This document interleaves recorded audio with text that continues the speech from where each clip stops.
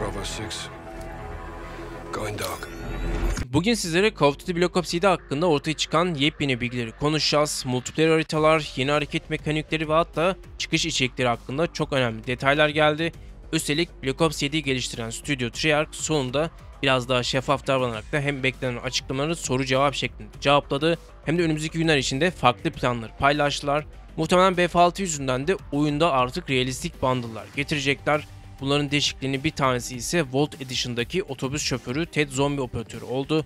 Aradaki kıyası görebilirsiniz. Bu konu hakkındaki detayları anlatıyor olacağım. Video başlamadan önce eğer BF6 Call of Duty Warzone içerikleri seviyorsanız da son detayları anında haberdar olmak için de kanala abone olmayı ve videoyu beğenmeyi unutmayın. Çayınızı kahvenizi alın. Hadi videomuza başlayalım. Zombi güncellemesi, zombi modu hakkında paylaşacak çok şeyimiz var desem yanlış olur. Mevcut haberleri zaten kanalda paylaştım. Treyarch bir açıklama yaptı ve şunları söyledi. Zombi modu içinde biraz daha zamana ihtiyacımız var. Çünkü özel bir şeyler hazırlıyoruz. Yani kısacası zombi tanıtımı önümüzdeki hafta başlıyor. Normalde bilgiler bu hafta gelecekti ki ama muhtemelen pazartesi ve önümüzdeki hafta yeni detaylar paylaşacaklar. Eylül sonunda yapılacak Call of Duty Next etkinliğine kadar da farklı detayları da görmeye devam edeceğiz. Multiplayer haritaları ve tasarımlar nasıl olacak? Yayınlanan kısa bir Dev Talks videosunda Treyarch, Black Ops 7'nin harita tasarımına dair birçok detaylar paylaştı. Haritalar daha renkli ve canlı olacak. Black Ops 6'daki daha karanlık tonların aksine Black Ops 2 ve Black Ops 3 dönemindeki gibi daha parlak, yüksek kontrastlı görseller olacakmış. Çoğu harita 3 şeritli tasarım üzerinde olacak ancak bazı özel haritalarda da klasik formülün dışına çıkıp farklı deneyimlerde sunulacak. Harita boyutları ise ağırlıklı olarak da orta ölçekli olacak. Black Ops 6'daki gibi çok küçük haritalarda az olacakmış. Toplamda 18 harita ile çıkış yapacak. Bunlardan 4 tanesi küçük ölçekli olacak ve Gunfight ile Face Off modlarında uyumlu olacakmış. Ayrıca Blackheart isimli yeni bir haritada beta'da oynanabilir olacak. Bu harita özellikle yeni Omnium Moment sistemiyle öne çıkıyor.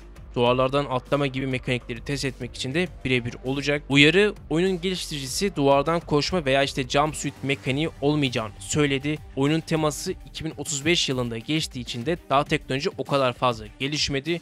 Oyunun bazı bölümlerinde atlama veya halatla uçma mekaniği var ama bu da oyunun hikaye versiyonunda olacakmış. Duvardan zıplama mekaniği ise ikinci ve üçüncü zıplamada biraz ivme kaybediyorsunuz. Yani ilk zıplama güçlü oluyor fakat ikinci ve üçüncüde biraz momentum kaybediyorsunuz. Omni-Moment mekaniği ise bildiğimiz Black Ops 6'daki oyun mekaniği gene aynı olacak. Bu değişmeyecek tamamen.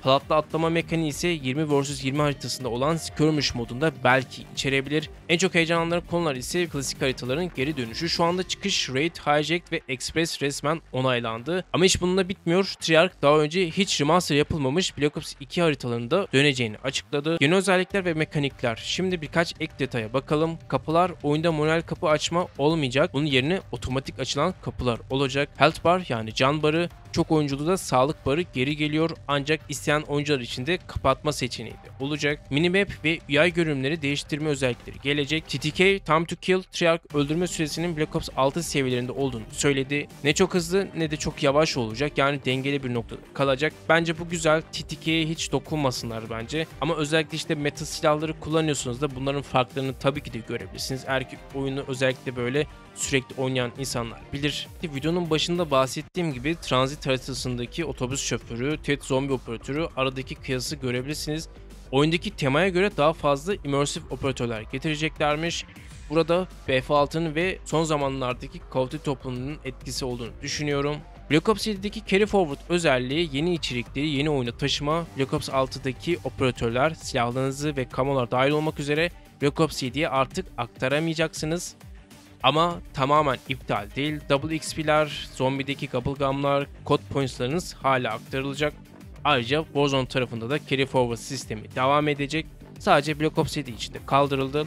Warzone'a şimdi Black Ops 7 silahları eklenecek. O yüzden diğer silahlar arka plan kalacaktır. Bildiğiniz üzere zaten her yeni Call of Duty'de Warzone'da değiştiği için de meta silahlar olsun mağazaya sürekli Black Ops 7 silahları tanıtılacaktır. O yüzden eski silahların arasındaki denge nasıl olacak hiç bilmiyorum. Ben olsam Warzone için sadece Black Ops 7 silahlarını getirirdim. Warzone'un da kendi içinde devam eden kimlik krizi yaşıyor. Oyunda reset gelecek mi ya da işte farklı bir temaya mı bürülecek? Bunun hakkında geliştiriciler herhangi bir şey paylaşmadı. O yüzden bunları çok fazla uzatmayacağım. Warzone hakkında yeni detaylar geleceği zamanda da sizlere paylaşıyor olacağım. BF6 Battle Royale modu da çok önemli bir alternatif olabilir. O yüzden Battle Royale hakkında da yeni bilgileri kanalımda bulabilirsiniz. Dediğim gibi bu sene hem Call of Duty hem de Battlefield arasındaki büyük bir kapışma göreceğiz. Bakalım hangi oyun daha fazla satacak veya işte daha fazla oyuncusu olacak ya da işte bu süreçte insanlar farklı yönelimleri olacak mı? Bunu çok merak ediyorum. Sizlerin de yorumlarını merak ediyorum. Hangi oyunu daha çok oynayacaksınız ve hangi oyunu daha çok beğendiğiniz hakkında yorumlara yazabilirsiniz. Peki beta tarihi ne zaman olacak? Bunu diğer videomda da açıkladım ama bunu tekrar sizlere açıklıyorum. Erken erişim 2 Ekim'de olacak. Oyunu dijital olarak da ön sipariş edenler veya Game Pass PC konsol abonelerine açık erken erişim sağlıyor. Herkes için açık beta başlangıcı 5 Ekim'de olacak. Herkes katılabilir. Herhangi bir şey yapmanıza gerek yok. 8 Ekim'e kadar da açık beta sürüyor olacak. Herhangi bir konuyu videoda anlatmadıysam da kanalımda Call of Duty'ye ait bir sürü videolar var. Rehber videoları ve bunlara bakabilirsiniz detaylı olarak. Black Ops 7 hakkında gelen son bilgileri sizlere paylaştım. Oyun temasını açıkçası ben beğendim. Biraz Cyberpunk karanlık temaya benziyor. Multiplayer modu tutacağını düşünüyorum. 2019'dan beri zaten günümüz tema ve soğuk savaş teması gördük. Biraz farklı bir atmosfer olacak ama dediğim gibi mekanikler, oynanış deneyimden sonra oyun hakkındaki görüşlerimi inceleme videomda görüşümü sizlere anlatıyor olacağım. Zombi modu içinde önümüzdeki haftalarda zaten çok fazla detaylar gelecek. Black Ops 6'da zombi içeriklerini bayağı oynadım. O yüzden Black Ops 7'de bu içerikleri bayağı tüketeceğim. Warzone hakkında Call of Duty herhangi bir şey paylaşmadı. Dediğim gibi Gamescom'dan beri herhangi bir Warzone içeriği çok fazla görmedik. Herhangi bir şey paylaşmadılar. Acaba gizli bir şey mi planlıyorlar yoksa herhangi bir içerik olmayacak mı? Bunu gerçekten çok merak ediyorum. 30 Eylül'de Call of Duty Next etkinliği olacak. O yüzden canlı yayında olabilirim. Peki sizler neler düşünüyorsunuz? Bu haberler sizleri sevindirdi mi? Call of Duty'nin mevcut durumu olsun. Aradaki BF6 kapışması nasıl olacak? Bütün yorumlarınızı veya işte düşüncelerinizi yorumlar kısmına yazmayı unutmayın. Bu tarz içerikleri seviyorsanız da kanalımda mevcut rehber videoları olsun. Call of Duty Battlefield içinde mevcut videolar var. Onlara da bakabilirsiniz. Bir sonraki videoda görüşmek üzere. Hepinize hoşça kalın.